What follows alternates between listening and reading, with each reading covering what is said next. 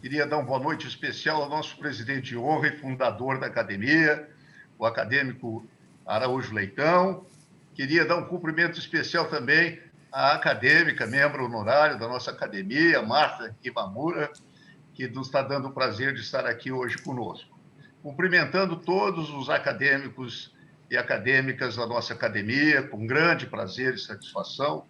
Queria também registrar a presença daqui conosco de alguns colegas, de alguns acadêmicos da Academia de Medicina do Rio de Janeiro, que têm nos acompanhado em alguns dos nossos eventos aqui. E outras pessoas convidadas que também nos dão esse prazer grande de compartilhar conosco essas nossas sessões, que têm sido maravilhosas.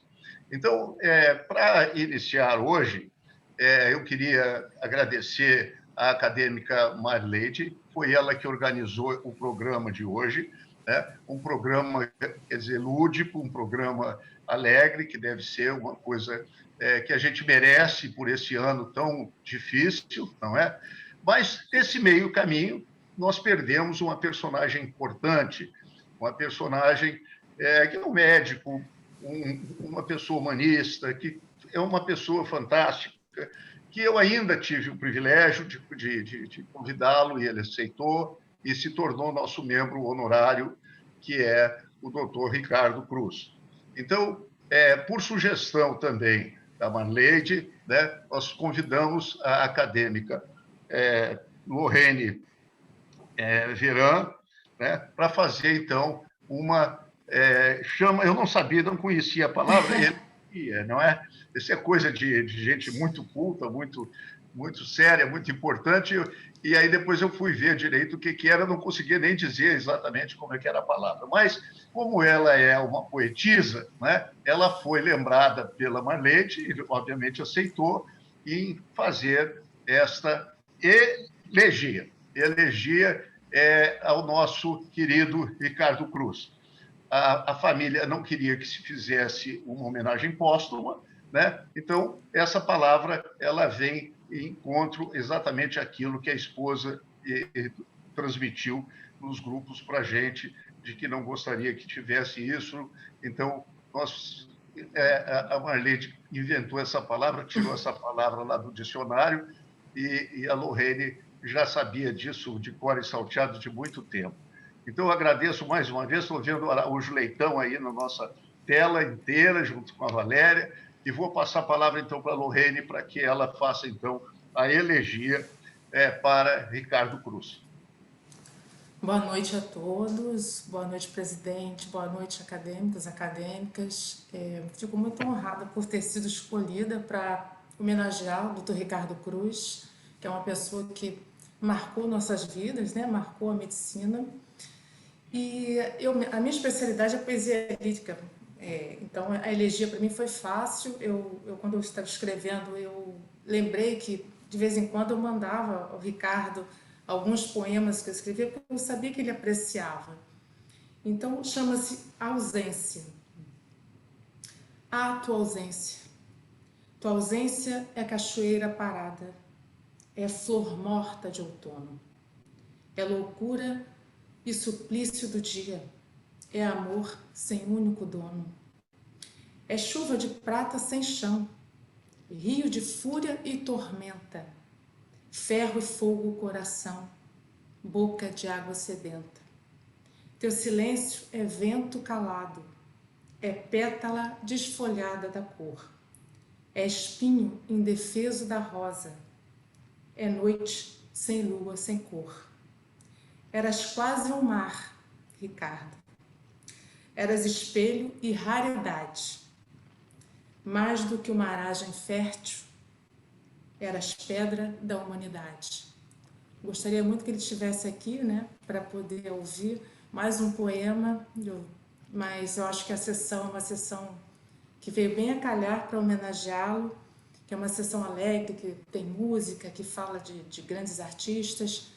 E ele era um grande artista, né? Ele era um grande amigo, um grande ser humano, um grande médico. Ele era único, né? Como escrevemos no Globo. Espero que tenham gostado da elegia. É um poema lírico, triste, mas ao mesmo tempo é bom porque a gente essas pessoas, a poesia eterniza elas, né? Ela vive com a gente, elas vivem dentro de nós.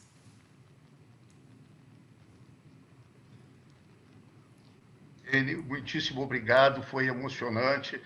Eu fiquei emocionado, gostei bastante. Gostaria que depois você pudesse nos disponibilizar para que a gente conseguisse colocar no grupo. Sim. E que todos tivessem oportunidade de ler e de conviver com essa homenagem. Não é? Então, eu agora, agradecendo mais uma vez a você, agradecendo a Marleide pela organização desse programa de hoje e as pessoas que ela convidou, que de boa vontade vieram estar conosco hoje para nos apresentar a nossa última sessão desse ano. Né? Um ano difícil, como a gente já falou. Então, vou passar a palavra para a Marleide e ela comanda daqui para frente. Tá bom, Marleide? Obrigada, professor Hilton, por essa oportunidade. Definitivamente é uma chance e para fazer uma apresentação diferente, porque eu entendi que, nesse momento, era um momento difícil para todos nós, final de ano sempre é muito cansativo, então seria a oportunidade de nós abordarmos alguma coisa um pouco mais leve e dentro do espírito natalino. Houve uma mudança de programação, mas nós contávamos com a nossa poeta para compensar a ausência do nosso líder, no caso de um movimento parecido com o que a gente está levando agora. Bom, eu vou começar a apresentação fazendo a dos colegas. E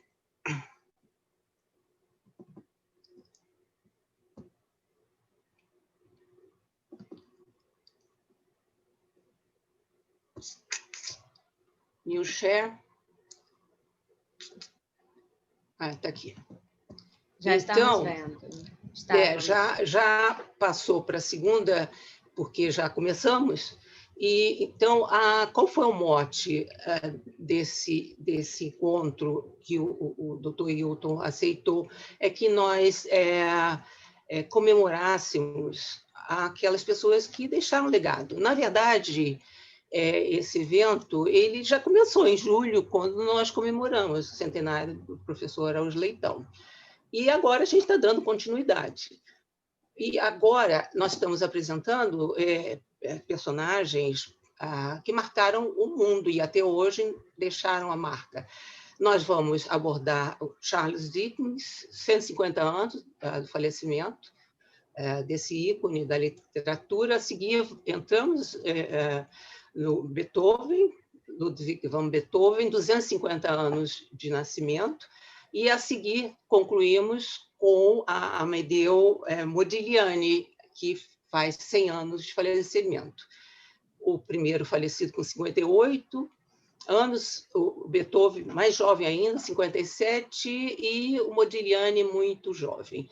Mas a perspectiva sempre é muito para o lado de reabilitação, de criatividade, dentro do espírito da nossa academia. E agora eu começo a minha apresentação propriamente. O Charles Dickens é um ser que foi muito típico de uma era, do século XIX, era vitoriana, foi um escritor, o maior escritor dessa época da Inglaterra, e eu dividi em 3 partes, porque é muito difícil falar sobre Charles Dickens. Então, eu vou fazer um breve comentário sobre a biografia, depois eu vou ter que fazer uma abordagem a respeito da neurofisiologia do sono e do sonho. Vai ser necessário para a gente compreender a terceira parte, que eu vou fazer uma comparação da vivência, da formação de Charles Dickens e dos seus personagens com o conhecimento atual sobre os sonhos. Então, eu posso colocar assim, né? Então, vamos lá. E, abordando rapidamente, não teremos tempo de muita profundidade, um artista prolífico e mas ele foi muito marcado, a sua obra foi muito marcada pela infância, que teve momentos penosos. Ele trabalhou como operário de 12 aos 15 anos, e pai foi preso por dívida, naquela ocasião era permitido, né? Prisão por dívida. Então, ele teve uma infância muito dolorida, muito traumática. E essa infância aliada à experiência que ele tinha, ele gostava de caminhar pelas ruas, ele compreendeu muito da sociedade da época, de muita injustiça social. Então, ele foi um ativista social.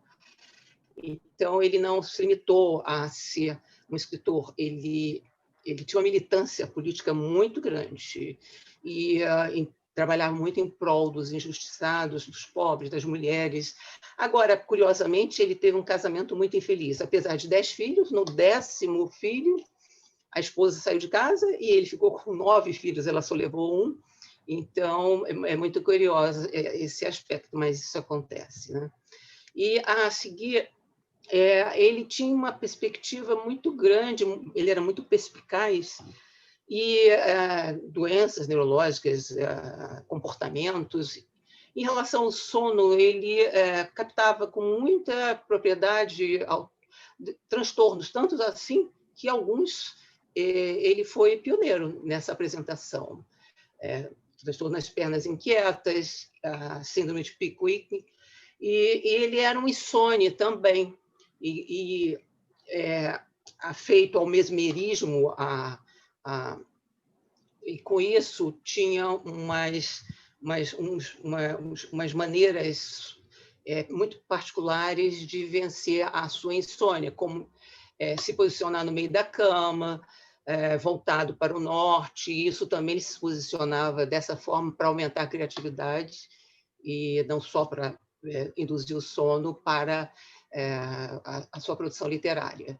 E também, como eu comentei, ele era muito afeito, e tem relatos, principalmente em algumas obras, que relatam essa particularidade. Ele saía no meio da noite e caminhava vigorosamente à distância, e com isso ele voltava apto a dormir. E nesse ínterim, ele captava as misérias das ruas solitárias de Londres.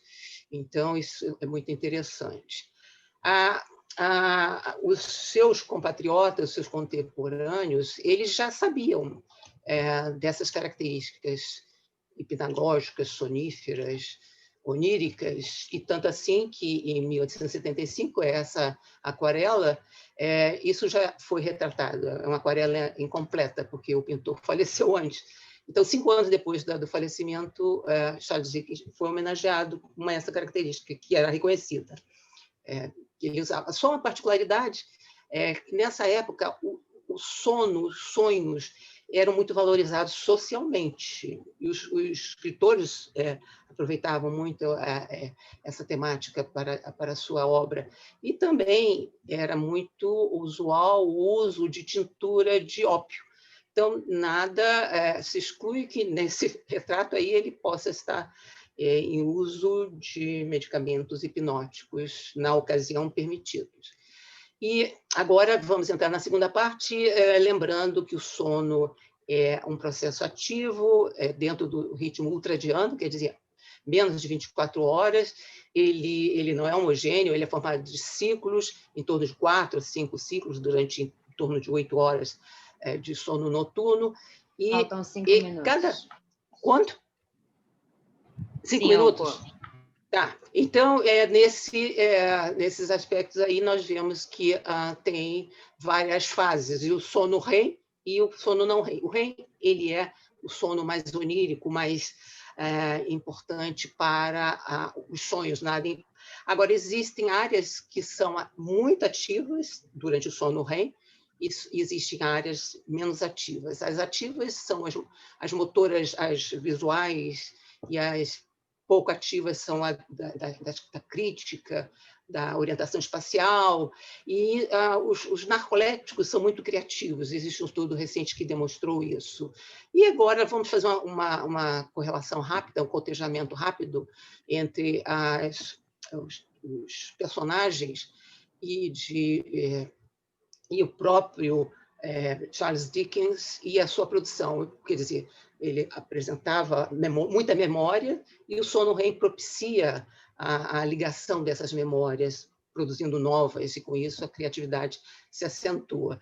Então, aqui vários personagens, dezenas de personagens que ele era capaz de desenvolver, e aqui nós temos vários livros, e vamos destacar 2 Oliver's Twist, feito de 1837 a 39, foi publicado seriadamente depois em livro, e o outro foi o Carol, Noite de Natal, em 1843, e nós vemos aqui várias situações em que a gente vê que ele relata, na verdade, o que agora a gente entende como sono REM lúcido, que é muito importante para a criatividade, e isso aqui, estudos eletrofisiológicos mostrando a diferença. Isso nos seus personagens, a confusão entre realidade e sonho, aqui esse é clássico, o Oliver Twist, não sabendo se ele sonhou ou se foi realidade. Esses 2 personagens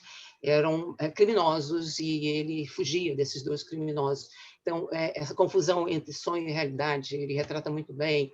E, para terminar, já estou concluindo, a Noite de Natal retrata um velho avarento e que, curiosamente, apresenta um sonho vívido, intenso, colorido, com muito movimento e cinematográfico e autobiográfico, porque esse é o sonho do idoso. Ali nós víamos sonho de crianças, de jovens, e aparentemente do sonho REM que ele apresentou.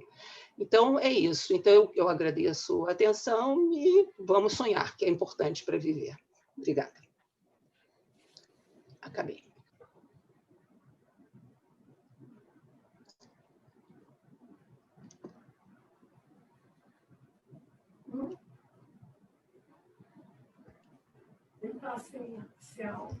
Para quem a senhora passa a palavra agora?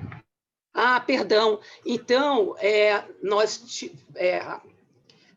vamos a seguir da sequência, começando pela doutora Lívia, que vai falar sobre Beethoven, mas do seu aspecto da resiliência.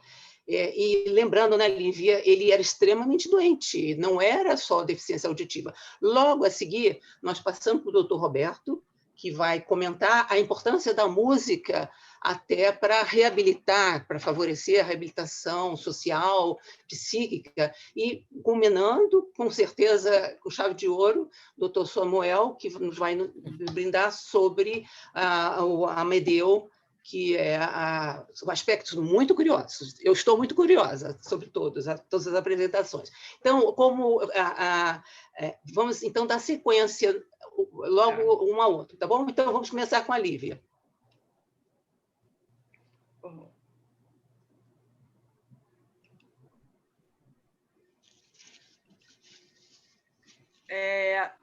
Um desafio que você me deu, não é? Mas eu adorei. Eu acho que eu estou numa fase que desafios animam e ajudam a passar esses tempos de Covid. Então, eu só tenho que agradecer. Bom, o Beethoven está presente em vários momentos da nossa vida, em anúncio, filme de criança, várias trilhas sonoras. Então, nem a gente sabe e a gente está ouvindo Beethoven. Eu resolvi destacar 2 grandes desafios que ele teve que passar na vida, né? Quer dizer, ele nasceu em 1770, né? Morreu em 1827, com 56 anos de vida, e começou a perder a audição aos 20 anos. A gente tem que lembrar que a maior parte da produção dele foi surdo. Isso é uma coisa maravilhosa. É encantador o que o cérebro humano pode fazer. Ou seja, ele conservou uma linguagem, mesmo sem diferente do Tim Maia, que tinha que ter seu retorno, que sempre brigava, ele podia fazer música sem o retorno, né? Então, a surdez que condenaria qualquer ser humano a não trabalhar com o som mostrou ser o combustível para esse gênio, que, mesmo completamente surdo, nos últimos 10 anos da sua vida, ele foi extremamente profícuo, né? Então, primeiro desafio, quer dizer, eu não sei se nós, mortais comuns, conseguiríamos fazer o que ele fez, sabe? Isso é um desafio mesmo, eu não sei. Ele foi uma pessoa criada por um pai alcoólatra, violento, sofreu abusos, teve relato de constantes abusos físicos, né? E esse pai foi o primeiro professor dele, o primeiro professor de música. O que eu considero o segundo desafio, porque o que faria qualquer um abandonar essa início de carreira musical com um professor cruel desses, né? Fez com que ele se ligasse à música, não é? Então, a produção dele é de 250 obras, esse é o cemitério dele em Viena, né? E o período clássico, após 1801, ele já começou a ter déficit auditivo, né? E esse sujeito profícuo é impressionante. Eu fiquei encantada. Eu sempre gostei de ouvir a música dele, mas sabendo detalhes da história dele, eu fiquei muito mais encantada, né? Em 1801, ele escreve para um amigo, o Wergeler: devo confessar que levo uma vida miserável. Por quase 2 anos, deixei de participar de qualquer função social apenas porque acho impossível dizer às pessoas que sou surdo. Se eu tivesse outra profissão, poderia lidar com minha enfermidade, mas na minha profissão é uma desvantagem terrível. Eu imagino que ele lidou muito mal com a surdez, mas o que ele produziu sendo surdo é impressionante, é um paradoxo. Se a gente vai ter um pedaço de Nona Sinfonia, o segundo movimento da Sétima, são coisas extraordinárias que um cérebro sem retorno conseguiu fazer, né?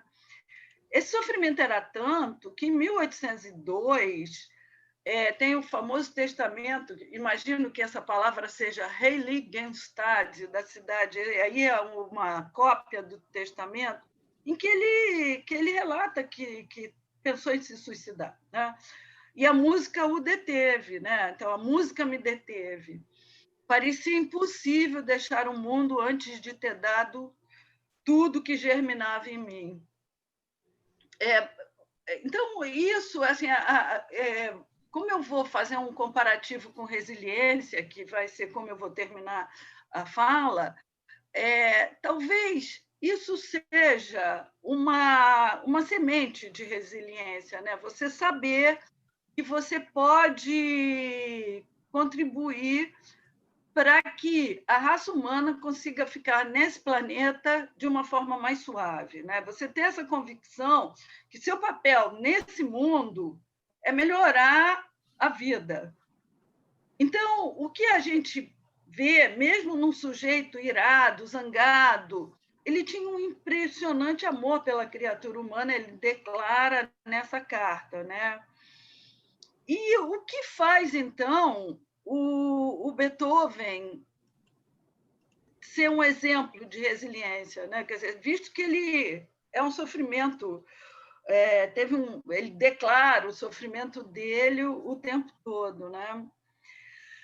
Bom, aí eu resolvi que a gente podia conversar um pouquinho sobre resiliência, né?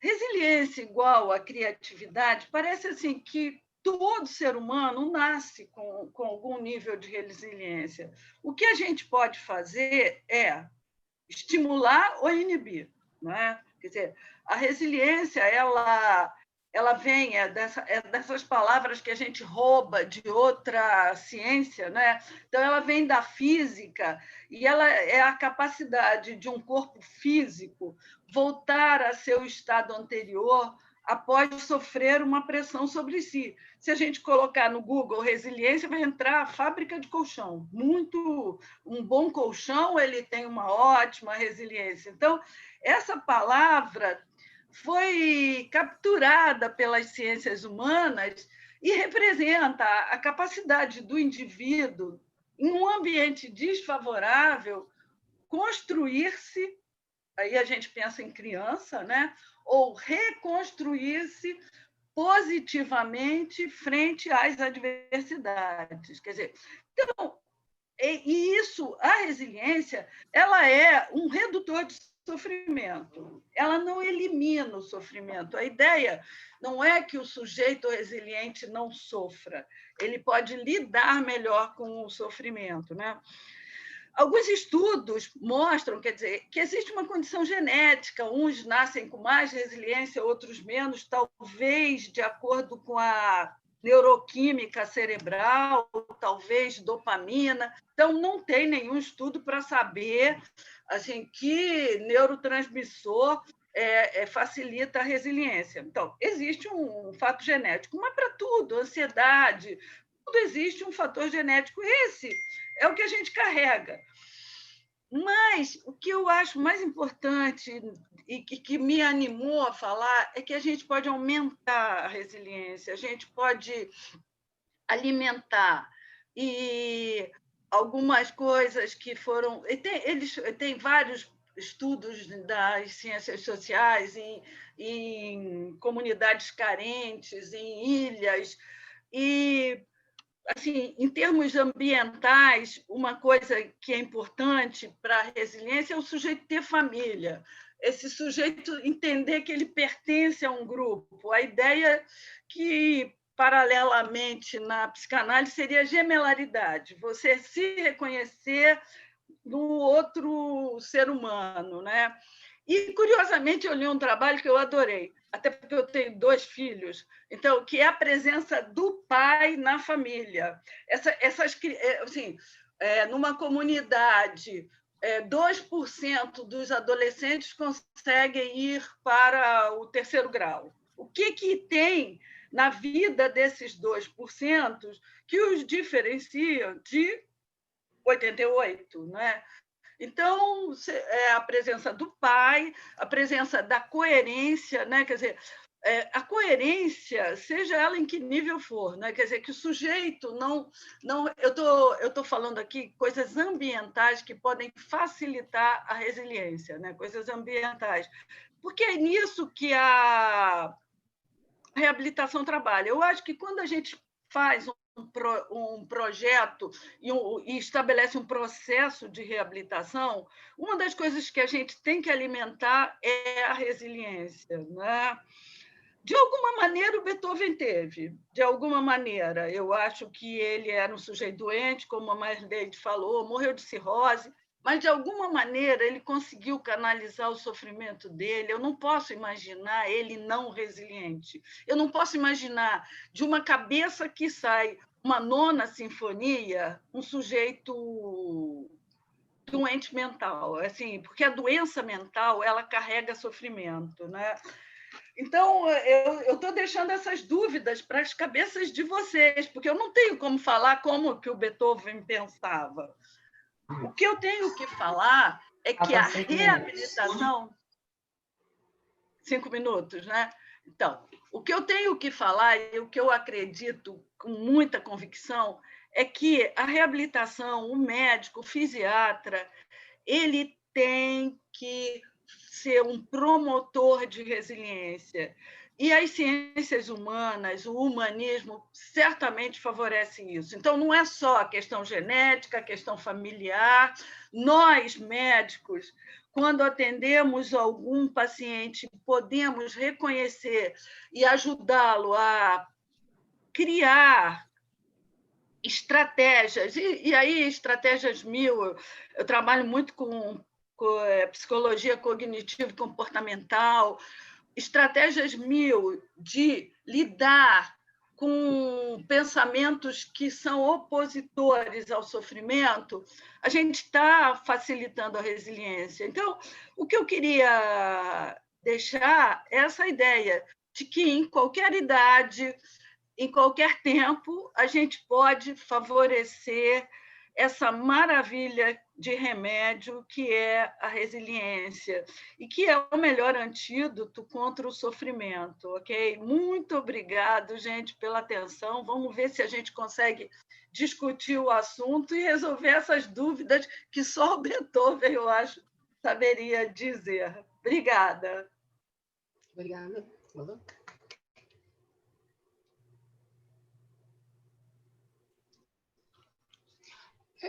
A seguir, né? Vamos dar sequência ao doutor Roberto. O doutor Roberto está a postos.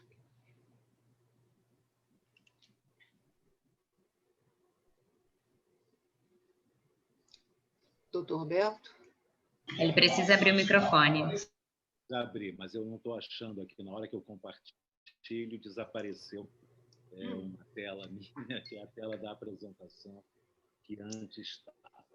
Só um minutinho, me desculpem, mas eu preciso buscar essa... Não estou ouvindo nada. Não está ouvindo? Né? Está muito baixa. Ué, mas por quê? Porque eu estou com... Estou sem Os outros estão ouvindo bem? Não. Sim. Agora é perfeito. Estão ouvindo bem. Muito bem. Eu só não consigo agora entrar com a minha tela. Eu preciso diminuir essa tela de exibição, sair da tela cheia e buscar... Isso, abrir o Zoom.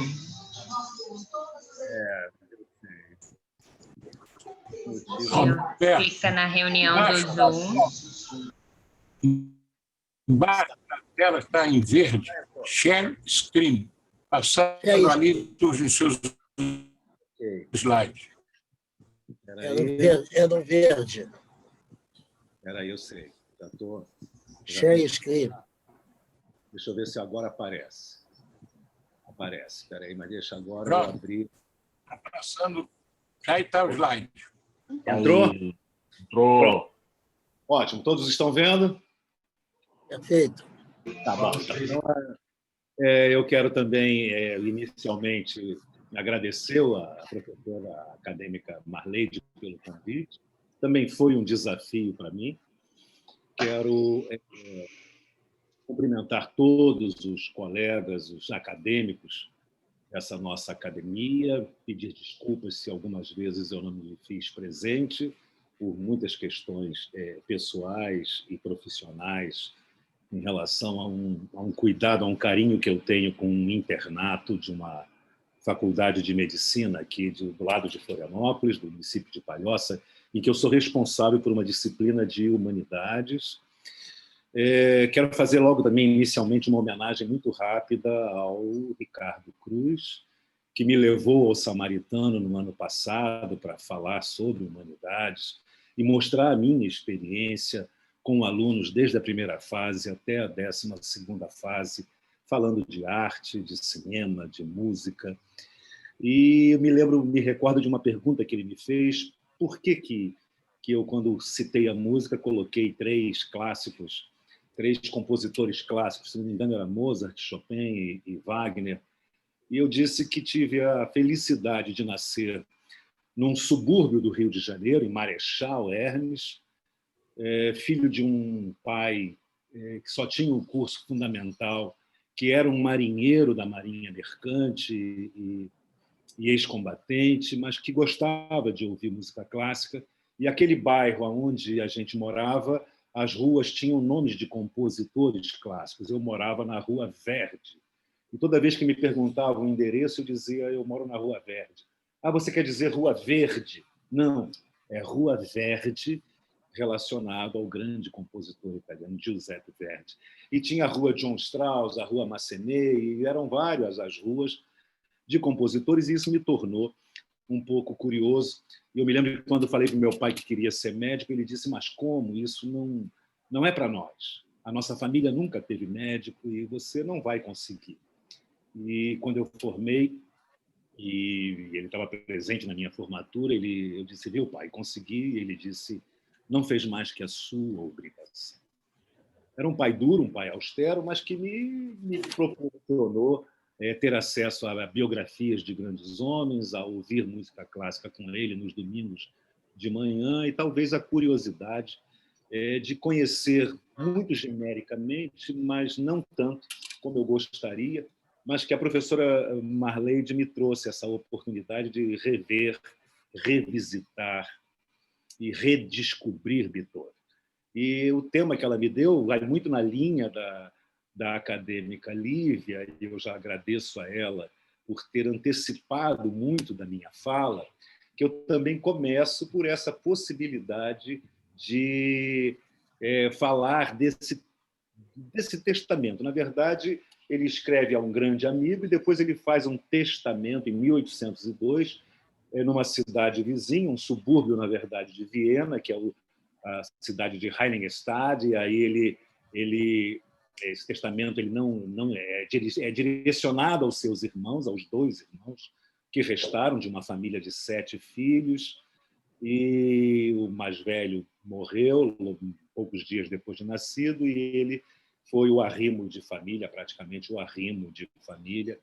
E ele, nessa carta, um amigo, também médico, ele diz que fala da vida miserável e que não pode falar para as pessoas, eu sou surdo, e ele diz que as pessoas não entendem, acham que ele é um misantropo, que ele é pouco sociável, mas ele se escondia exatamente porque ele já não conseguia ouvir os que as pessoas diziam nessa época. E essa época de 1801, 1802, ele tem 31, 32 anos, ou seja, ele começou a sentir um tinnitus aos 26 anos, um zumbido que não passava.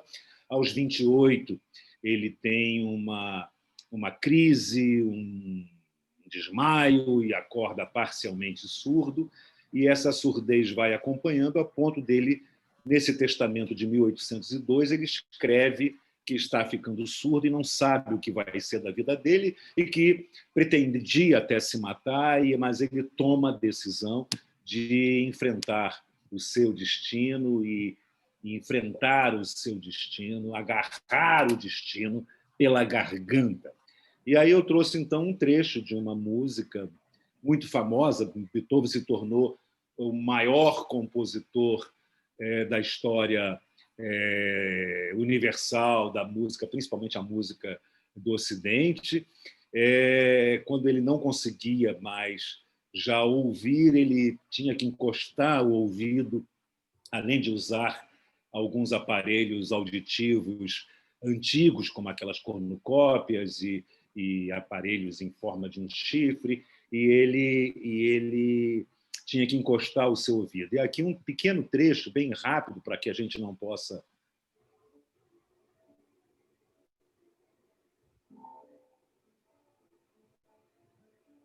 Não sei se todos me ouvem. Sonata conhecida, ele escreveu como sendo a sonata Quasi una fantasia, que ficou batizada como Sonata ao Luar por um editor, é de 1802. É desse período, quando ele escreve o seu testamento falando que tinha vontade de se suicidar. E aí começa uma nova vida. Ele realmente enfrenta o seu destino. Aí está o início da partitura da Sinfonia número 5, conhecida como Sinfonia do Destino, praticamente terminada em 1807. Em 1808, ele apresenta que não teve uma boa repercussão, era muito diferente do que as pessoas estavam acostumadas a ouvir, mas é basicamente um mi, ré, fá, fá, não, sol, sol, sol, mi, fá, fá, fá, ré, que é a Sinfonia do Destino, como a gente pode ouvir com 4 notas.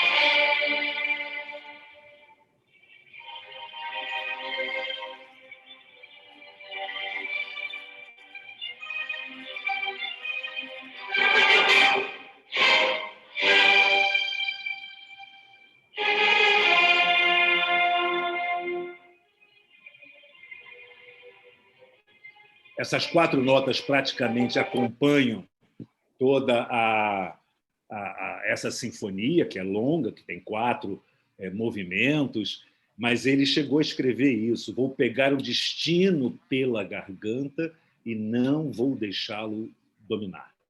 Ele era assim, ele era de enfrentar as adversidades, era de uma resiliência, como a professora Lívia falou, fantástica, mas ele ainda ouvia, né? Quando ele coloca a cabeça sobre o piano, esse som de cada tecla é levado e, por condução óssea, faz com que ele ainda ative a sua córtex auditiva e todas as ramificações, e ele vai até chegar a um ponto que vai ficar completamente surdo, 2 anos, praticamente 3 anos antes de morrer, quando ele apresenta a nona, que foi uma apresentação triunfal.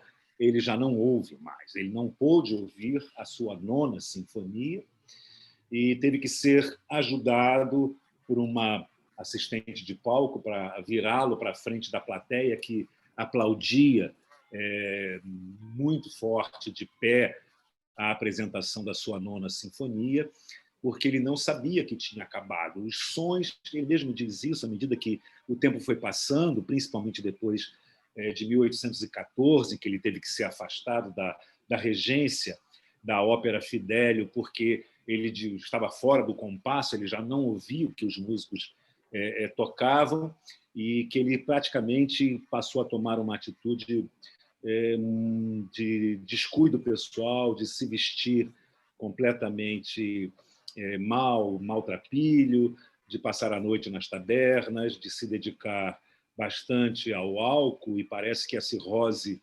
hepática, de que ele morreu aos 56, antes de completar os 57, tendo que fazer drenagem, 4 drenagens ele fez para a sua ascite. Ele foi muito estudado, seu corpo foi muito estudado, mas ele já não ouvia.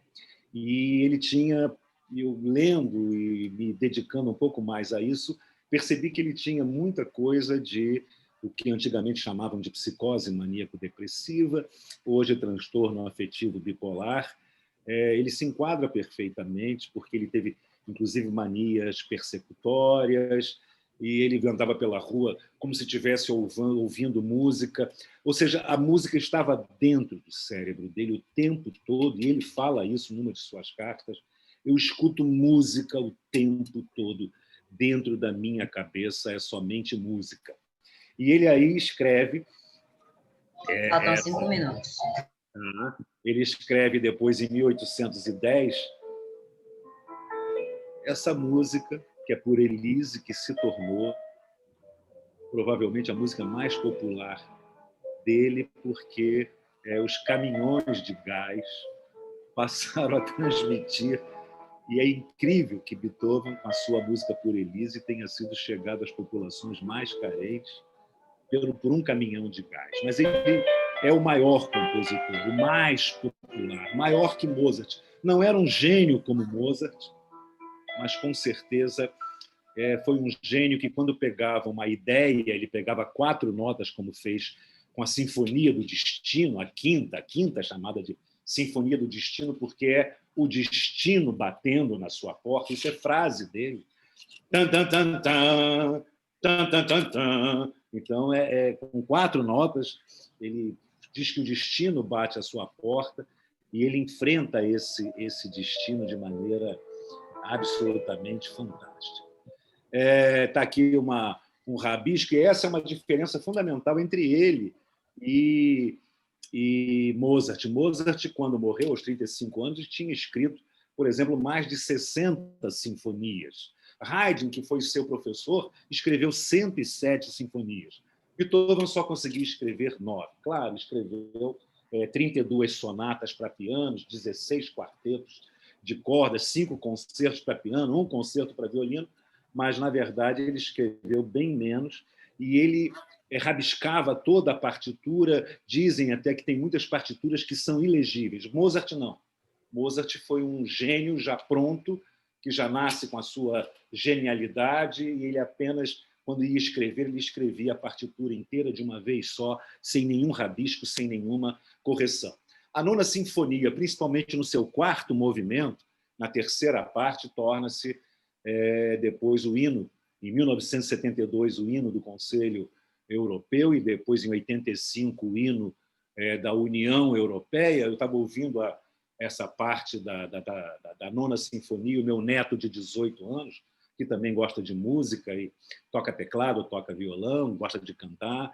Ele disse: pô, o hino da Liga dos Campeões, vô, essa música é da Liga dos Campeões. Aí eu botei ele do meu lado e disse: isso é Beethoven, é a Nona Sinfonia. Então, é impressionante. Foi a música cantada na queda do Muro de Berlim, em 1989. Foi a música que ficou como base, como fundo do filme A Laranja Mecânica, né, do Stanley Kubrick. É muito interessante a popularidade em que essa música ganhou, mas principalmente pela Ode à Alegria, ou seja, um poema do Schiller, do Friedrich Schiller, é um grande poeta contemporâneo de Beethoven, alemão como ele nascido em Bonn, mas foi para Viena aos 22 anos, e é quando ele começa realmente a surgir no cenário musical. Mas faltam 2 minutos. Beethoven se torna o grande músico mesmo de toda a história. Essa é a Ode à Alegria que todos nós conhecemos, mas a letra é fundamental para entender por que ela virou o hino alemão, o hino, perdão, da União Europeia, sem a letra.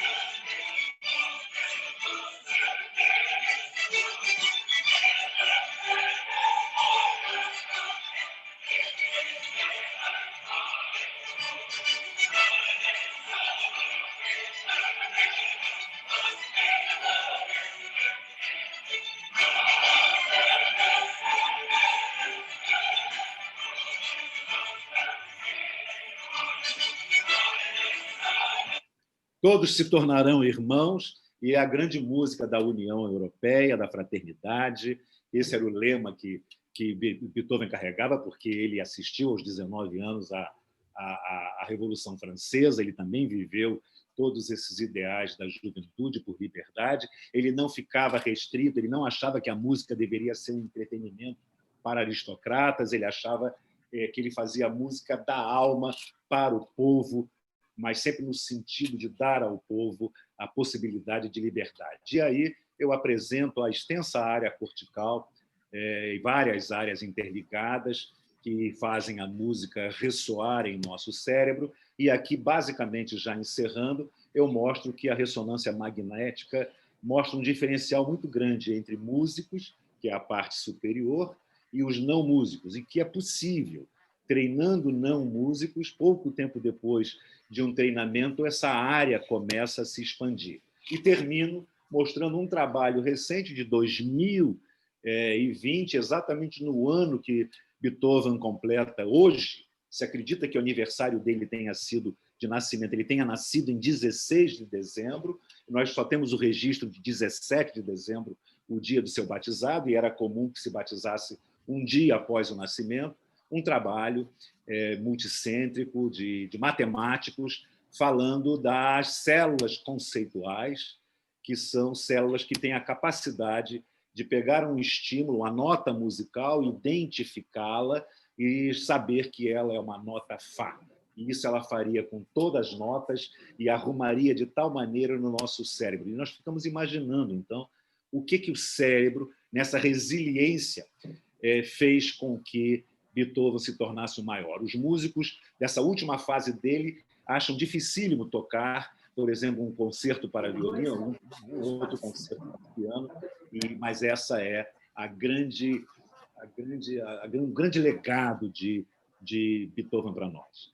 Aí na tradução equivocada, mas a música é o grande remédio para a alma. E Beethoven nos mostrou isso, e é bonito dizer que esses trabalhos foram feitos a partir da Nona Sinfonia. Grande abraço e obrigado por me ouvir. Agora, doutor Samuel.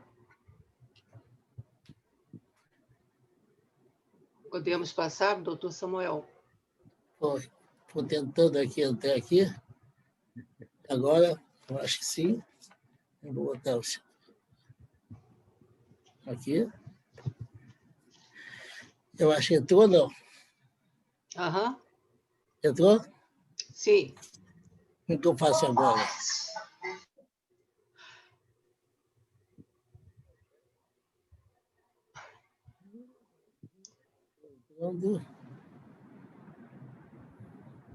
Estou conseguindo entrar.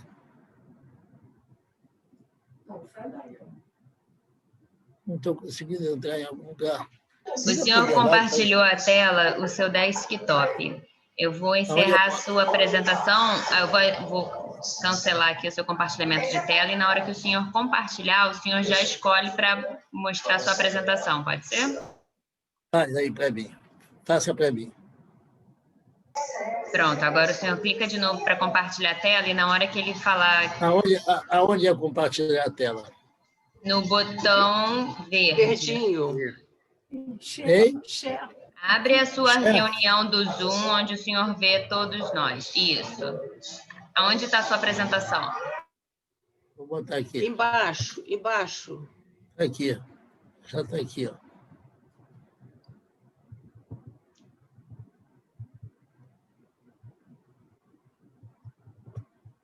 Desculpa estar atrasando tanto, mas eu vou começar a tentar agora. Fecho de ouro.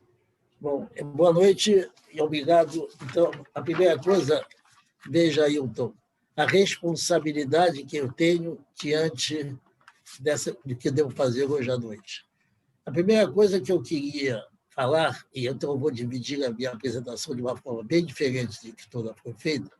Primeiro, eu queria que constasse no meu currículo vitae a coragem e a ousadia de falar depois de tantos eméritos palestrantes. Principalmente o nosso último palestrante, em que deu um show sobre as músicas, mas os outros me impressionaram devido.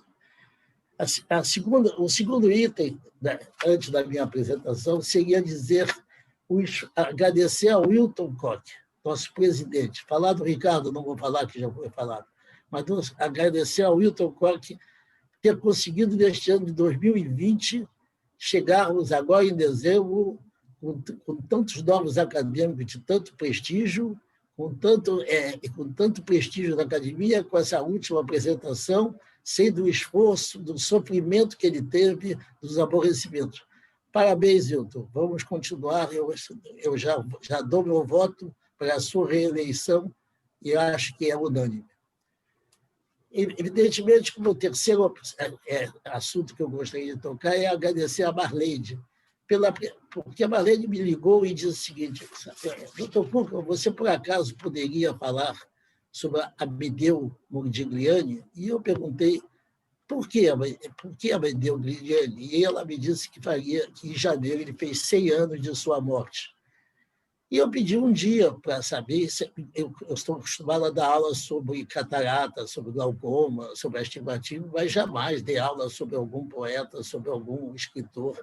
Então, isso é uma experiência totalmente diferente em toda a minha vida acadêmica e de mais de 80 anos.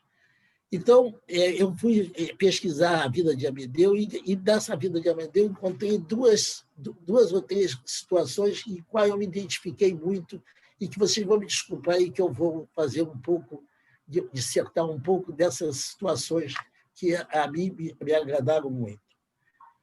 A primeira coisa é que, quando eu fui ver a vida de Amedeo, ele dizia: eu sou um pintor e judeu. E aí, quando ele falou a palavra judeu, eu, como sou judeu, fiz uma revisão de que na BMR, uma das características, eu já sou da BMR há muitos e muitos anos, já pertenci a quase todos, de todas as diretorias, já fui até ousadamente orador de uma diretoria, e onde eu encontrei, confesso a vocês, de todos os lugares que eu frequentei, onde eu não vi total ausência de preconceito de cor e de religião, foi na BMR. E aí, por não ter encontrado nenhum preconceito, e isso é uma das coisas raríssimas, eu vou me dar o direito de usar alguns minutinhos para falar sobre o que é o judaísmo.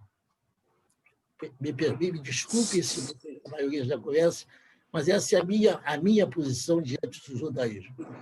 O que eu digo sobre o judaísmo, eu digo, você pode querer ser judeu, e para isso você teria que fazer uma série de exigências que os rabinos vão fazer, principalmente para o homem, ele vai ter que fazer a circuncisão, a mulher vai ter que fazer um banho de banheira, que é uma coisa que não vem ao caso, ele tem que aprender hebraico, ele tem que fazer a primeira comunhão, que corresponde ao bar mitzvah.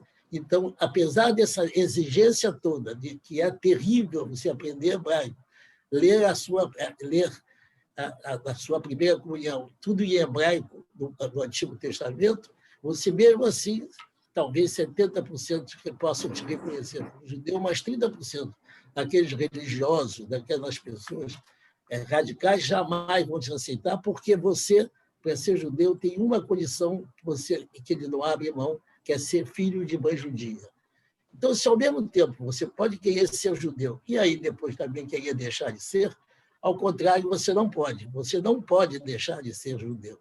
Uma vez nascido de ventre judeu, de mãe judia, você é judeu. E isso foi provado, e me desculpe se eu estou sendo cansativo, mas é uma forma de um desabafo que eu queria fazer.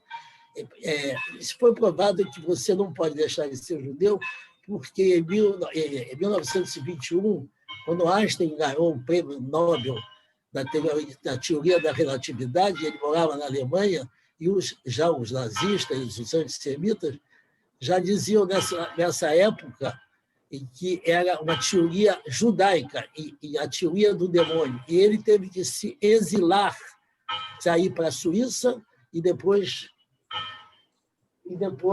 da Suíça ele ir para os Estados Unidos, aonde ele se naturalizou. Ele sempre dizia: eu sou alemão, suíço, americano e judeu.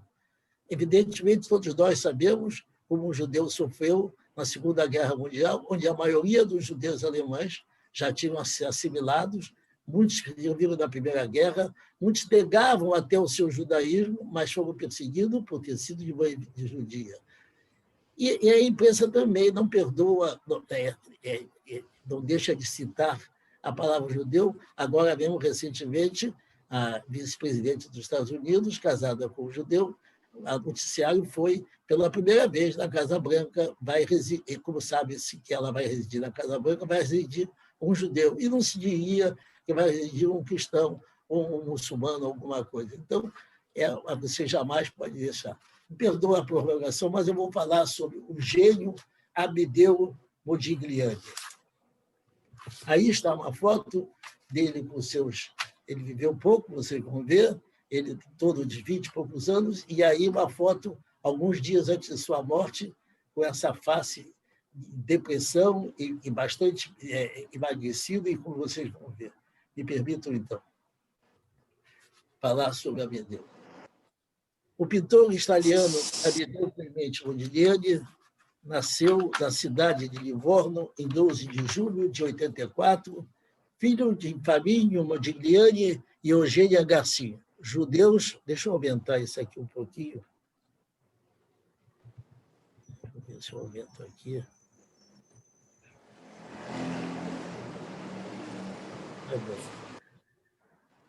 Teve um contato precoce com a arte depois de iniciar as suas aulas de desenho. Aos 11 anos, para melhorar o seu estado de espírito, pois nessa idade ele adoeceu gravemente uma pleurisia tuberculosa. Assim, desde criança, a pintura e a doença sempre estiveram presentes em sua vida. Aos 14 anos, e aí aquilo que eu falei sobre o judaísmo, renuncia à educação convencional, que era proporcionado pelos pais, o pai e a mãe eram judias e fizeram ele fazer bar mitzvah, então, e ele, pelos pais, ele frequentava o ateliê de Guglielmo Michele, cuja influência seria significativa no início de sua carreira de pintor. 3 anos depois de uma recaída de sua lesão pulmonar, levou a se refugiar em um clima mais generoso, então ele viajou para Florença, que era mais frio, e que no Brasil a tuberculose se sugeria morar em Campos do Jordão, onde o clima era muito melhor. Uma coisa muito interessante, apesar de viver pouco tempo, vocês vão ver, seus quadros eram enigmáticos, pela simplicidade e genialidade dos traços. Enquanto a maior parte dos artistas, aí é que é um detalhe, é onde eu me identifiquei, não só com o Jair, pelo astigmatismo, que vocês vão ver, os quadros deles caracterizavam. Enquanto a maior parte dos artistas iniciam um retrato, e aí vamos falar da oftalmologia, que é o que eu faço há 80 anos, começaram pelos olhos. Ele fugia do óbvio. Dizemos no mundo das artes que os olhos são a janela de nossa alma. Eu tenho um livro chamado A Nossa Alma. São sinceros e brilham diante de uma paixão ou diminuem diante de uma tristeza. Dizem muito sobre as pessoas pela energia que transmite. Olha a importância dos olhos.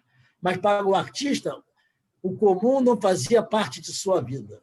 Dizem que comentava, quando eu realmente, e essa é uma frase que vai ser repetida muito e é muito importante, quando eu realmente conhecer sua alma, pintarei seus olhos. Pintou poucos retratos com olhos, e até autorretratos, que estão com imagens vazadas. É uma característica praticamente demodigliane. Pouco antes de morrer, pintou sua amada Jeanne. E aí, quando ele pintava, que mostrou para a Jeanne o quadro, porque ele virou o quadro para ela e ela perguntou, cadê meus olhos? E aí ele disse essa frase, quando eu conhecer sua alma, pintaria seus olhos e pinto seus olhos em azuis. Ele convivia com pintores e poetas da época, é fascinante como se manteve fiel ao seu próprio estilo. Vou ter que diminuir um pouquinho aqui.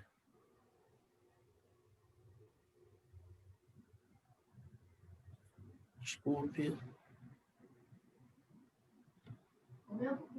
Recusava-se a definir um estilo para a sua arte, buscando forma que mesclava classicismo, expressionismo, e esse parece que ficou a definição dele. Ele era um expressionista e modernista.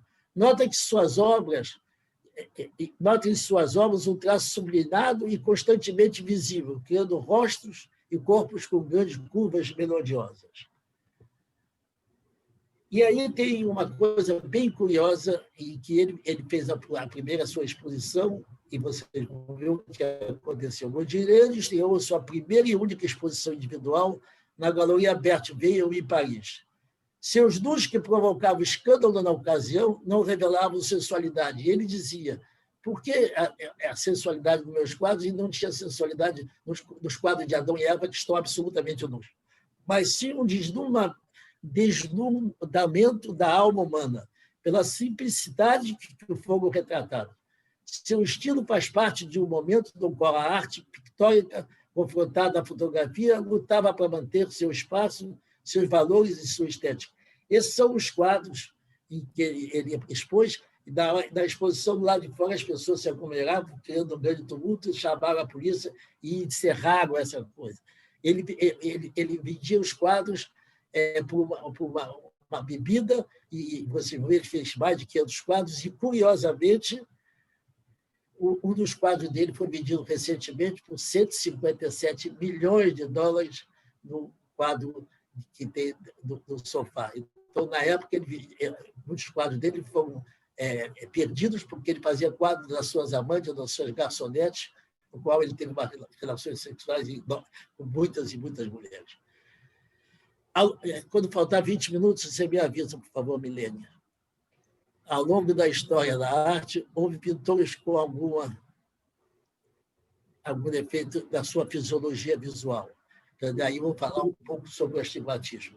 Dentre eles, foi descrito um Charles Perrault, cujo defeito corresponde à visão colorida, então tinha um daltonismo, e isso, para o pintor, é terrível.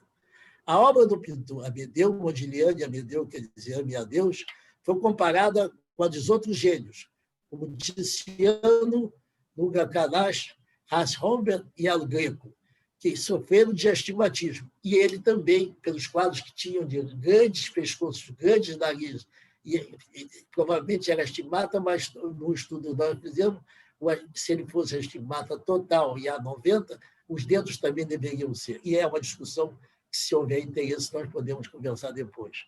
No entanto, a possibilidade de que esse defeito óptico pudesse ter influenciado sua produção, impedindo o desenvolvimento ideal de suas tintas, tem sido questionada, e nós vamos discutir isso.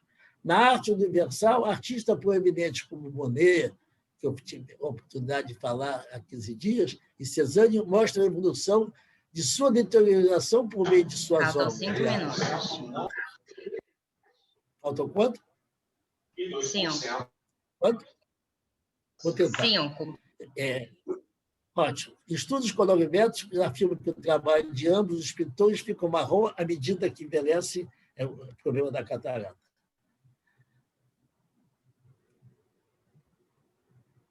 Vamos ver aqui agora. Apesar do seu provável efeito de retração, de astigmatismo, em vários seus retratos, Modigliani habilmente expõe a melancolia de personagem. Nos vestiários, nos trajes folclóricos, ele sempre vestia com a mesma roupa, e muito elegante, muito charmoso. Sua maneira de ver o mundo era, em termos gerais, excêntrica. Ele era totalmente excêntrico. Diante de algumas características singulares do modelo ou personagem a ser retratado, Modigliani pintava, parava e, com seus pincéis, agravava sua expressão sobre a tela, como no retrato das mulheres de olhos azuis. É a frase que ele dizia: quando conhecer sua alma, pintaria seus olhos. E aí, nessa época, ele pertencia ao grupo dos piatas do demônio, dos pintores difíceis de lidar. E ele tinha uma discussão permanente com Picasso, mas eles se admiravam muito. E aí temos um quadro de Picasso pintando Modigliani e de Modigliani pintando Picasso. Muito interessante esse quadro. Como Modigliani teria pintado se não tivesse morrido tão jovem? Se não tivesse sido tão obcecado em autodestruir-se? O que mais teria pintado se tivesse vivido o maldito Modigliani? E se ele tivesse corrigido seu astigmatismo com óculos ou até com uma cirurgia? Seria que teria pintado coisa melhor do que pintou? É a grande dúvida. E aí vocês vão me permitir ver um filmezinho da morte de Gianni. Vamos ver se sai.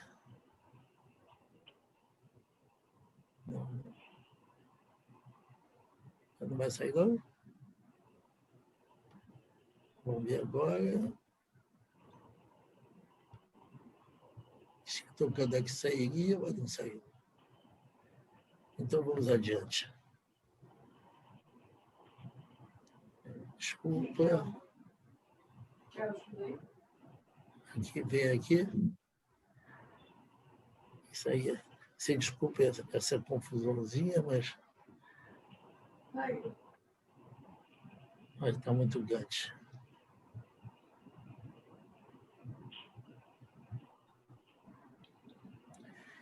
Tinha uma maneira única de viver, isso é quase o final.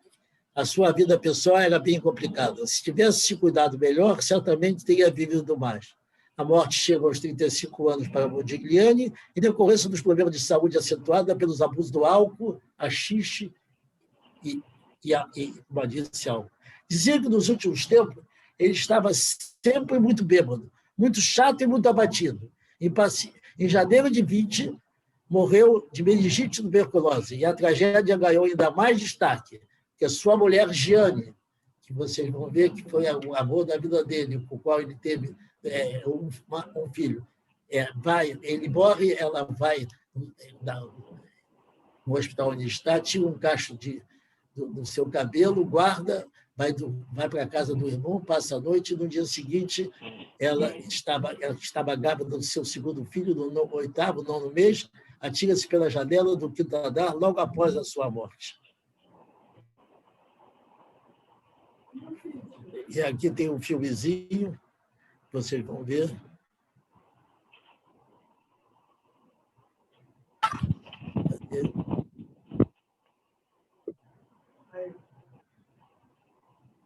Está difícil aí. Estou apanhando aqui. Cadê? Vem aqui. Eu gostaria que vocês vissem. Aí, mostrando ela se suicidando bem interessante esse filme. Ela se joga do 5º andar, falece, grávida, e aí é enterrada. Ela e ele são enterradas no cemitério cristão, e aí acontece uma coisa curiosa. Apesar de ele estar enterrado no cemitério cristão, uma pessoa, no seu túmulo, desenha a estrela de Davi, dizendo que, apesar de estar no cemitério cristão, ali está um judeu que teve um sofrimento por ser judeu. Desculpa não poder falar mais, mas era a mensagem que eu queria dar. Muito obrigado e desculpa se passei um pouco do tempo. Qual o outro vídeo? O vídeo da exposição. Aí está o enterro. Qual o vídeo da exposição? E vamos ver se eu consigo. Muito obrigado, Hilton. Obrigado, Samuel. Obrigado, Roberto. Marlene, você quer falar alguma coisa mais? Podemos dar a palavra para algum acadêmico que quiser se manifestar. Eu queria saber se o professor Sérgio Novis gostaria de fazer um comentário sobre essa sessão de hoje, nossa, ele como nosso professor emérito. Hilton, eu gostaria de falar. Hilton, verdadeiramente está sendo um passeio sobre uma história extremamente em que nós estamos conhecendo uma porção de fatos que justificam o autor e a obra. Uma coisa que sempre me preocupou foi a surdez de Beethoven. E eu me perguntava, será que Beethoven teria conseguido continuar a compor já surdo se ele não tivesse tido previamente um período em que ele ouvia, também compunha, de tal maneira que ele tinha a visão completa da sua obra, não só a composição, como também a audição.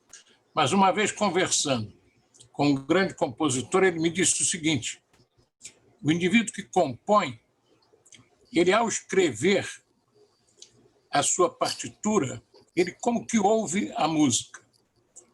Quer dizer, ele não impunemente coloca ali um Fá, um Mi ou um Sol, sem que ele conheça bem qual é o significado dessa nota, qual é o som dessa nota. De maneira que, muito provavelmente, o Beethoven continuou a ouvir o que ele compunha. E isso é uma qualidade interessante, porque a memória auditiva, muitas vezes, nos chama a atenção para fatos que nós previamente não tínhamos noção. Você, às vezes, passa por um lugar e ouve uma música que você conheceu na infância. É um pouco meio como que uma forma de voltar ao passado pela memória auditiva. De maneira que, efetivamente, Beethoven, que era, sem dúvida, um gênio, e compôs músicas que até hoje mobilizam emocionalmente a todos nós, ele seguramente, quando compunha já surdo, ele tinha, de alguma forma, a audição da sua composição. Isso se trazia. Eu me pergunto, se ele fosse um surdo congênito, ele teria, inclusive, dificuldade no falar, que a linguagem é um fenômeno repetitivo. Se você nasce na Rússia, fala russo; se você nasce no Brasil, fala português. De maneira que é extremamente importante esse período do Beethoven sadio. E, por outro lado, uma coisa que a gente tem que lamentar profundamente é que ele tenha nascido antes das casas que fornecem àqueles que não ouvem um pequenino aparelho que nos faz ouvir. Eu me incluo entre eles e, certa vez, indo a um acadêmico ilustre, professor Jair de Castro, ele me encaminhou uma loja que me deu uma coisinha desse tamanho, que eu uso no ouvido, ninguém percebe, mas eu ouço normalmente, me devolveu esse bem extraordinário. De maneira que, com toda sinceridade, todas essas figuras, de alguma maneira, nos apaixonam. E o que é muito interessante é verificar que, em muitos desses escritores, desses músicos, eles tinham um quadro psiquiátrico que ficava ali borderline entre uma alteração psiquiátrica que os impedisse de conviver, mas, na verdade, muito das suas obras se beneficiou desta alteração psiquiátrica, porque eles, na forma como se expressam na música, na forma como compõem uma sinfonia, eles transmitem ali a sua angústia vivida pela doença psiquiátrica. De maneira que é muito interessante. E, por fim, eu queria comentar uma coisa interessante. Toda vez que assistimos uma sessão em que se relembra pessoas do passado, chama muito a atenção, sobretudo para a Academia Brasileira de Medicina e Reabilitação, que tem um privilégio que poucas academias têm, que é a companhia, a presença de seu fundador, um homem centenário. Isso já é o privilégio do século XX, do século XXI, porque, se vocês reparem, um morre aos 35, o outro aos 56, quer dizer, o percurso da vida era muito mais limitado, seguramente porque não tínhamos uma medicina com a qualidade que temos hoje e muito menos a possibilidade da reabilitação das dificuldades que surgiam. De maneira que, na figura do professor Araújo Leitão, eu felicito o sucesso da medicina atual, que nos traz, há um tempo, nos dá o privilégio de tê-lo entre nós. E agradecer muito a Ana Valéria, que nos permite esse prazer inaudível.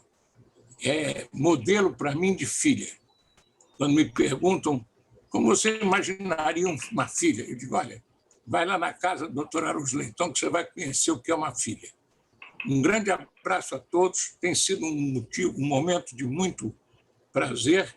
A Marleide, que organizou isso tudo, que eu já conheço, não vou dizer há muito tempo, porque revelaria a nossa idade, mas já há um bom tempo, e que ela é realmente organizadora. Tudo que ela faz é direitinho dentro do que deve ser. Então, agradeço aos que falaram e ao presidente Hilton Cor o prazer que está nos dando realizando esta sessão.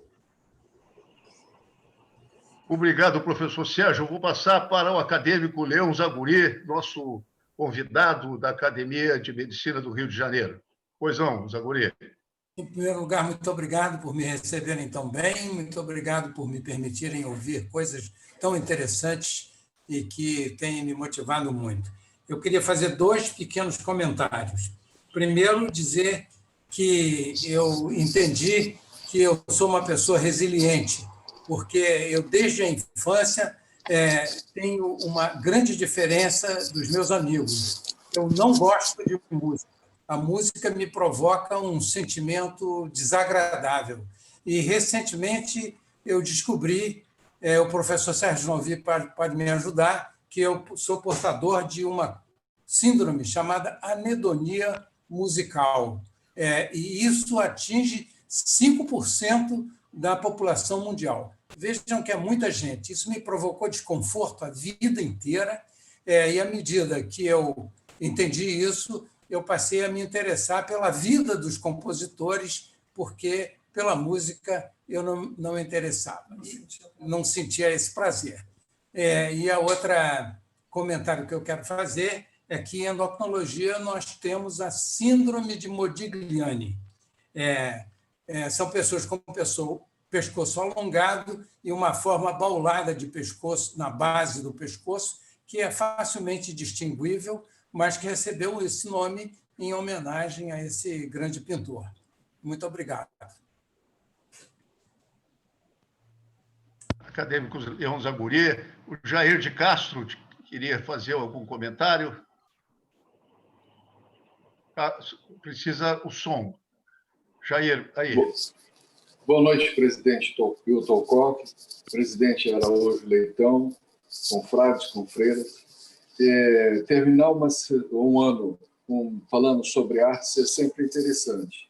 E a respeito da surdez de Beethoven, todos os otorrinos têm uma curiosidade, têm uma vontade de saber exatamente o que se passou com essa perda de audição. O professor Novis, muito bem exposto, falou sobre o problema da audição dele, que foi pós-lingual, porque nós temos uma surdez que a pessoa pode ter ao nascer, e isso inviabiliza toda a vida dessa pessoa se não for feita reabilitação. E naquela ocasião não existia. E os diagnósticos que nós temos para explicar essa surdez provocam divergências entre vários autores e anatomistas. O que mais pode ser em relação à surdez de Beethoven é a otosclerose. A otosclerose é uma doença que se dá em adultos jovens, mais em mulheres, e se caracteriza pela fixação do estribo na janela oval. Então, pelas descrições anatômicas, ele tinha um tipo especial de surdez de otosclerose, que é chamado de surdez coclear, otosclerose coclear, onde há uma ossificação da cóclea. E ele pode ter tido alguns outros eventos, por intoxicação por chumbo, sífilis de orelha interna e neurite do oitavo par. E hoje, ele, com essa perda auditiva, ele poderia inicialmente ser beneficiado com o uso dos aparelhos que o professor Novis falou, aparelhos de ótima qualidade, e com a evolução da doença, ele poderia evoluir para o implante coclear. Mas a memória auditiva dele permitiu que ele compusesse até a perda total da sua audição, e quando ele foi apresentar a nona, ele não ouvia nada, mas a música estava na cabeça dele. E ele o marco da música, para mim, é o maior compositor de todos os tempos. Muito obrigado, presidente, pela oportunidade. Jair de Castro, eu queria saber se alguém mais gostaria de se manifestar antes de passar para a Marlene, de encerrar. Renato, quer falar? E eu quero que, só um segundo, Renato, pedir a Ana Valéria se o nosso presidente de honra gostaria de dar alguma palavra no final, pelo menos uma boa noite, porque ele fez tanto sucesso com a nota que ele colocou hoje, que a gente gostaria de, pelo menos, ouvir o som dele, né? Pode falar, Renato. Bom, boa noite a todos. Primeiro, dar os parabéns à Marleide e a todas as pessoas envolvidas nessa memorável sessão, cumprimentar os palestrantes. Aprendemos muita coisa. A gente sempre aprende uma coisa nova. Eu aprendi bastante hoje. E lembrei de duas coisas que eu queria comentar. Uma, na fala do meu preclaro colega de turma, doutor Roberto Luiz Dávila.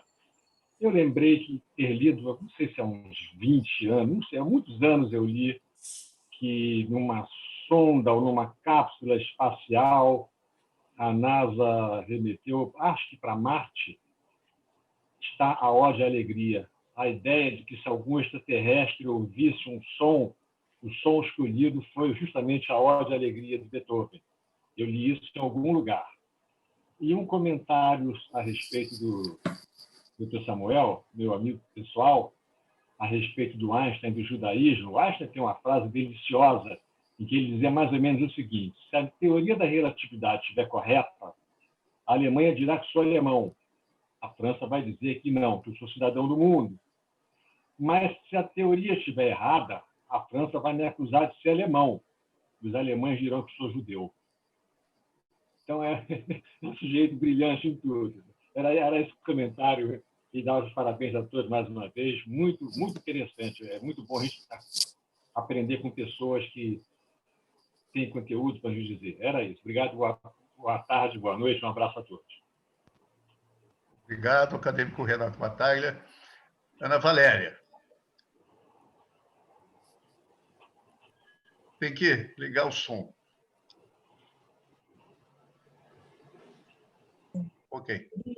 Ele não está querendo falar, mas ele, assim como eu, nós adoramos. Foi uma noite memorável, sem dúvida memorável. Beethoven, por sinal, é um dos grandes que meu pai mais adora, Mahler e Beethoven, é um dos grandes mestres da música que papai mais adora, e a gente estava comentando quem é o melhor. Será que a gente pode dizer Mahler ou Beethoven? É difícil, né? Mais genial, mais criativo, quem é que pode ter sido. Beethoven sempre suscita essa dúvida com relação à surdez, como é que ele pode, essa grandiosidade, como é que ele pode ter superado isso e realmente ter criado tanta coisa linda, tanta coisa fantástica que está aí para a gente curtir até hoje e instigar essa curiosidade da gente, como é que ele conseguiu, de fato, construir todo esse capital simbólico dele, né? Como é que pode isso? Então, de fato, a gente só tem a agradecer. Você quer falar? Então eu quero falar. E eu quero parabenizar a todos, ao doutor Hilton, a Marlene pela orientação, pela coordenação, e a todos os palestrantes que nos brindaram essa noite. Posso falar? Claro. A minha perguntando se quer que ele venha aqui. A oportunidade que me surge.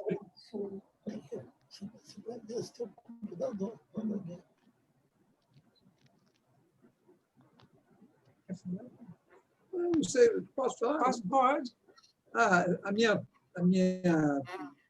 Essa é uma oportunidade única para eu dar uma palavra de elogio à orientação do presidente da academia e trazer para nós assuntos tão interessantes, tão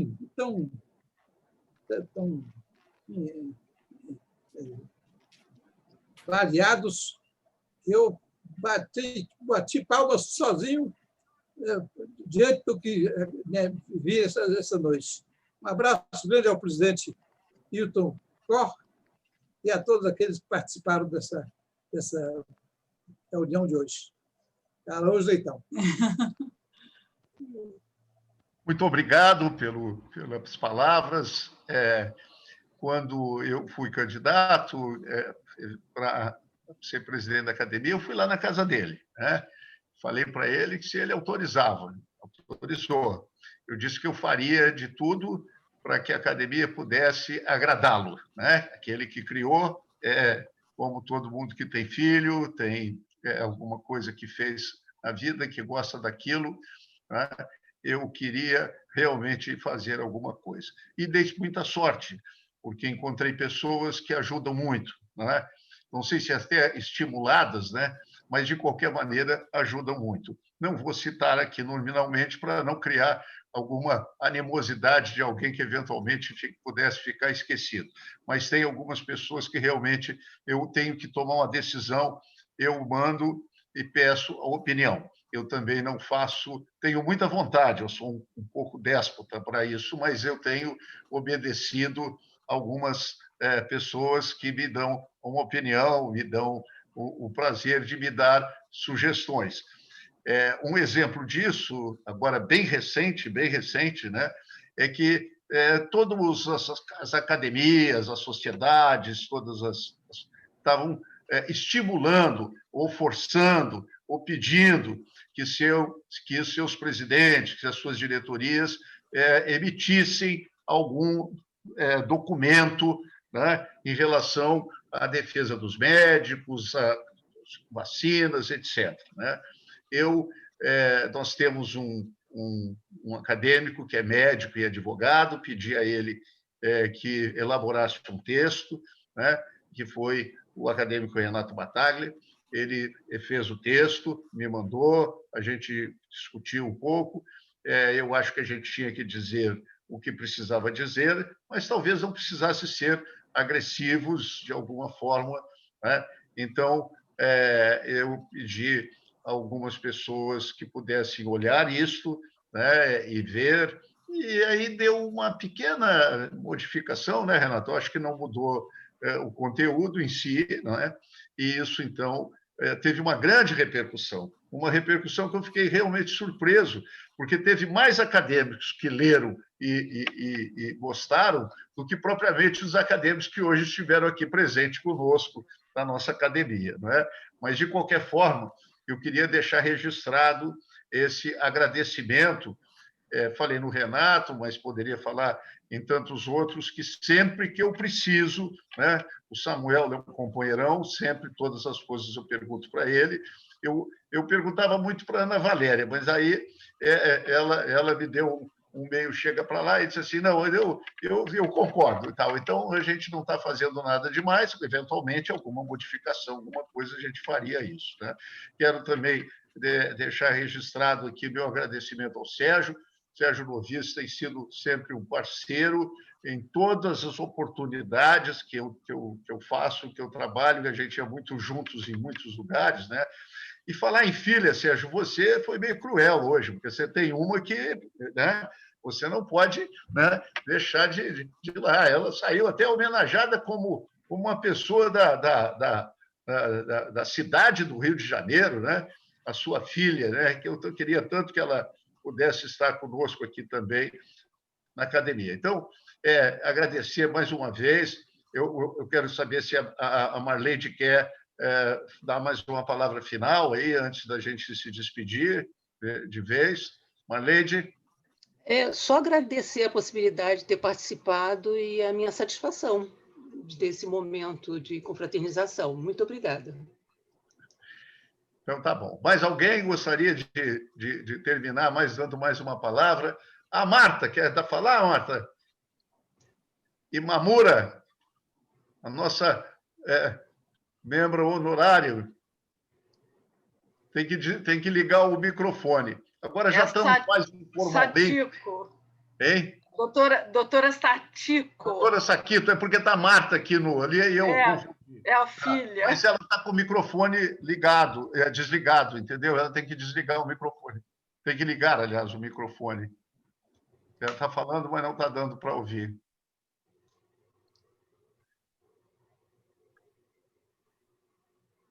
Doutora Satico, liga o microfone. É embaixo. Embaixo Marta... tem... Embaixo. A Milene não consegue desmutar ela, não, professor? Não. Já deu. Já deu. Oh, beleza. Já deu, vai, pode falar. Já dá para ouvir? Já dá para ouvir. Sim. Olha, muito, muito obrigada, adorei, vocês são fantásticos, e eu só posso agradecer esse convite e agradecer a todos os médicos e médicas brasileiras que são formidáveis. A nossa sociedade está de parabéns. E esse tema de colocar... Também eu adoro Beethoven. Quando eu era pequena, eu tocava piano e tocava música de Beethoven, eu adorava. E hoje, falando sobre o Beethoven, eu falei, nossa, que bênção, né? Olha, eu já tenho bastante idade, eu vou falar quantos anos eu tenho 87 anos, fiz agora no 15 de novembro, mas eu adoro medicina física e reabilitação. E dentro da medicina física e reabilitação, eu faço dor crônica, que ninguém gostava de mexer com essa dor crônica. Minhas colegas de turma falam, Satico, não faça. É um abacaxi, vai para outra especialidade. Mas eu tive tanta fé na fisiatria que hoje eu falo com muita alegria. Temos um monte de colegas maravilhosas, e o Brasil vai ser um dos primeiros nessa experiência. Parabéns a todos que estão hoje aqui, e ao presidente, e ao meu adorável professor, que sempre me apoiou, que não tenho palavras para expressar neste momento o agradecimento de uma médica que eu formei pela USP e mantive até agora, até aposentar, com muito amor.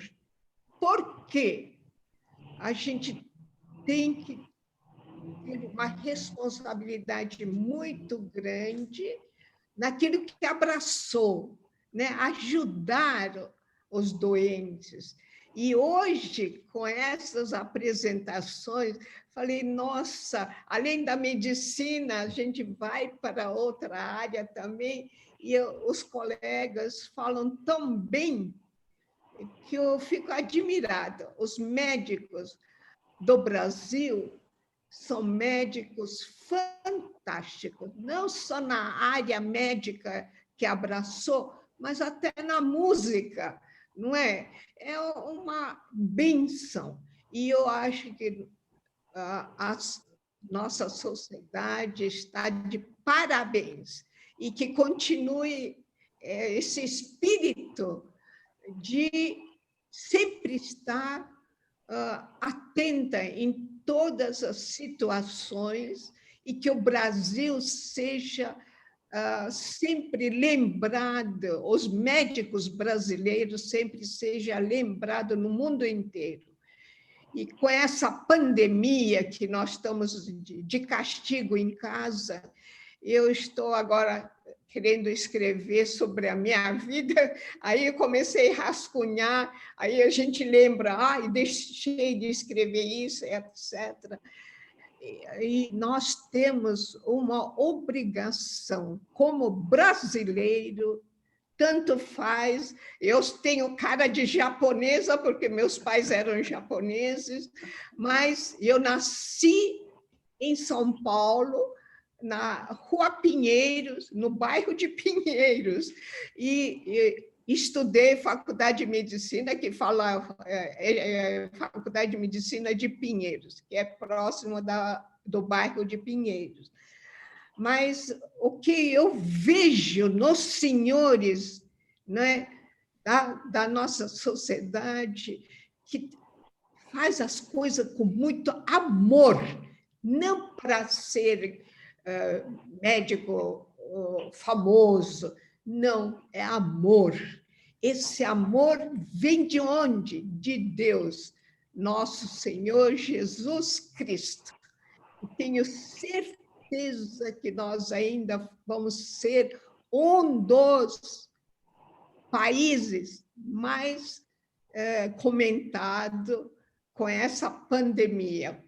Espero que a gente é da sociedade de reabilitação, mas quantos doentes, não é, com essa pandemia horrorosa, está precisando de fisiatras, não é? Desculpe, eu falei demais. Muito obrigada. Adoro sempre os senhores, são maravilhosos, representam muito bem o Brasil. Eu fico muito feliz. Amém. Muito obrigada. Amém. Muito obrigado pelas suas palavras. Então, antes de encerrar, eu queria mais uma vez agradecer.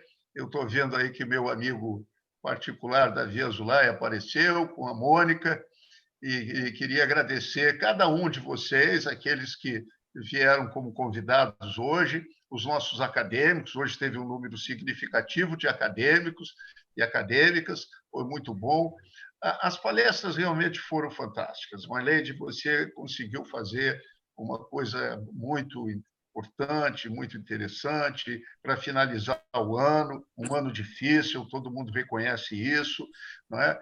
e que ainda temos que ter muitos cuidados, mas quem sabe na abertura, na reabertura do ano acadêmico, né, em março, a gente possa fazer uma reunião presencial, e essa reunião para a gente possa se abraçar, que a gente possa se conhecer mais pessoalmente, porque a gente tem se visto aqui, mas tem algumas pessoas que tomaram posse virtualmente, né? O Roberto eu conheci, o Roberto Dávila eu conhecia, porque ele foi presidente. Então, a gente acabou se conhecendo, né? Ele é um dos mais recentes nossos aqui, mas tem alguns que a gente ainda não teve o prazer e o privilégio de encontrar pessoalmente, dar um abraço, né? Mas o abraço virtual, ele segue, né? Eu, às vezes, fico até preocupado, porque eu boto abraço carinhoso, pode ter, mas é carinhoso mesmo. Eu acho que a gente acabou fazendo uma família de pessoas, né, que pensam mais ou menos do mesmo jeito. Eu fico, às vezes, zangado, porque tem alguns que não aparecem, e aí eu mando umas mensagens meio desaforadas, eu coloco alguma coisa que também não faz parte da nossa academia, mas é o meu temperamento e eu tenho o aval do presidente que fundou a academia, entendeu? Então, assim, quando hoje a gente vê a Academia Nacional, a Academia do Rio de Janeiro, né? O João está aí, tem assim uma política forte, uma coisa assim, a nossa tem a política, mas foi, eu acho, e todos reverendaram isso, foi equilibrada e disse o que precisava e que nós, então, vamos seguir o nosso caminho. E eu queria desejar a todos assim, muita saúde, né? Porque o resto a gente faz. Quer dizer, está acostumado, todo mundo tem tempo de vida aí, e sabe como é que faz, ninguém vai receber agora, assim, vamos fazer, faz isso ou faz aquilo. Não, a gente vai seguir o caminho, tendo saúde, a gente toca, né? Todo mundo gostaria muito de abraçar o nosso presidente, agora em março, nosso presidente de honra, né? E isso eu realmente quero fazer uma festa maior, né? Compensando todas as que não pôde ser feita esse ano. Eu acho que fazer uma festa boa, bonita, né? Da posse oficial, para quem ainda não tomou a posse oficial, tem alguns eméritos, passaram eméritos, mas não receberam ainda o diploma. Então, tudo isso a gente vai fazer. Então, eu queria agradecer mais uma vez a presença de todos que estiveram aqui, ainda ficaram para a gente fazer esse querer-quer final aqui, né? A Marilene está aí também, veio aí ajudar o Samuel, porque sem a Marilene o Samuel não ia dar essa aula, nem brincando, entendeu? Não ia ter jeito dele fazer essa aula. Então, vamos agradecer aqui, né, Samuel? Agradecer a Marilene, né, que estava ali estimulando a coisa para ver se o Samuel resolvia o assunto, né?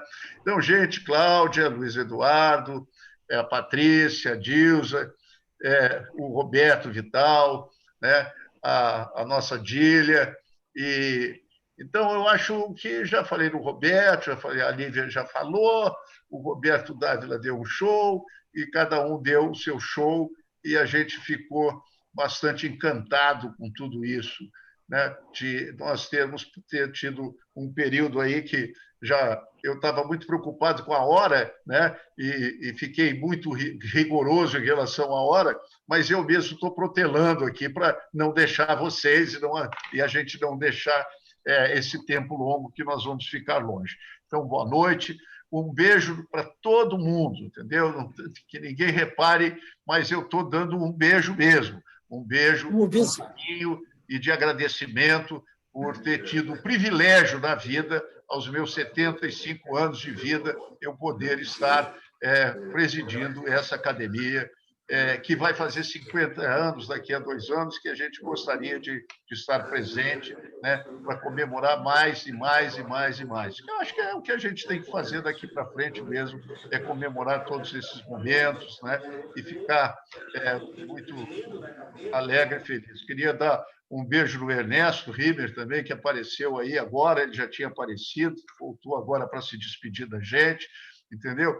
Então, o Padre Aníbal é o meu consultor predileto, né? A barba, Padre Aníbal, está crescendo bem, não vai dar de Papai Noel no fim do ano, não, né? É só está deixando crescer. Mas então, gente, olha, um beijo, Um abraço bem apertado mesmo, e muito carinho, e a gente se vê, então, um tanto pelo WhatsApp ainda, não é? Posso fazer um pedido, presidente? Feliz Natal e próximo ano novo. Eu, como vice, posso fazer um pedido, Fala, presidente? Samuel. Só dizer o seguinte, vamos nos manter no WhatsApp com todas as notícias, não diminuir nunca de dezembro, janeiro e fevereiro, porque nosso WhatsApp está bombando. Todo mundo que tiver alguma música, algum poema, vamos nos manter unidos nesses 3 meses. Bom Natal, no caso do Hanukkah, felicidade para tudo. Muito obrigado e desculpa que abusei do tempo. Obrigado. Boa noite, gente. Bom Natal. Boa noite, bom Feliz Natal. Natal. Bom Natal. Obrigado. Um abraço para todos. Boa noite a todos. Um abraço a todos. Parabéns, Newton Cor. Bom Natal para todos, gente. Professora Sacildilho, um beijo. Beijo, Ana Valéria. Beijo, Bom beijo. Natal. Saudade Uma de todos. festa linda. Beijo. Todos, beijo. Inesquecível na memória nossa. Abraço no professor Leitão. Beijo. Tchau, Feliz professor. Natal a todos, Ana Valéria, doutor Leitão. Beijo. Abraço a Valeu, todos. Cláudia. Renata.